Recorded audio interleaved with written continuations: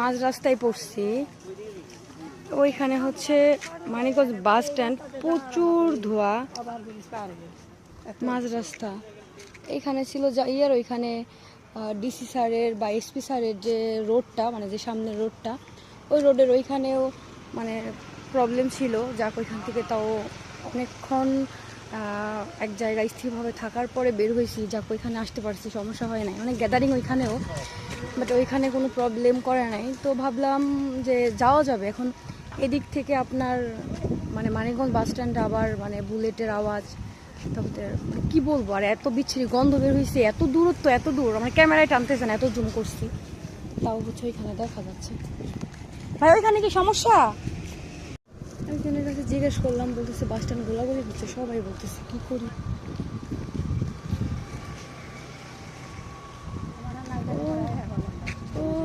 ওই যে ধোঁয়া দেখা যায়, ধোঁয়া ধোঁয়া ধোঁয়া ধোঁয়া ধোঁয়া, ওই যে ধোঁয়া, প্রচুর যে মানুষের ওইখানেই ধোঁয়া, আর প্রচুর আওয়াজ, প্রচুর গন্ধ, বাতাসের সাথে সাথে লড়তেছে। মাঝ পথে যাবোটা কোন দিক, রাস্তা পাচ্ছি না, নাই গাড়ি নাই রাস্তার, এগুলা যেগুলা যাচ্ছে এগুলো সব ভরা।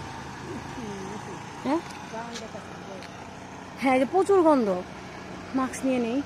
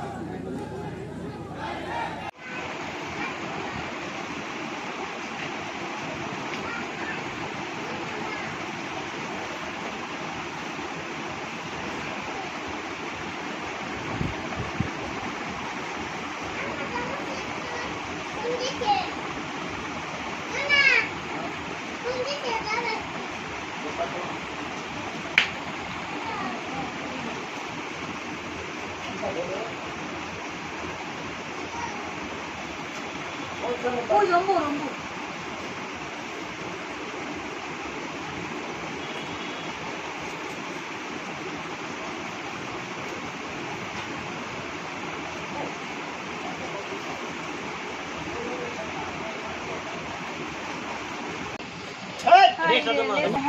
নেজার বাড়ি মনে হয় না, সাবু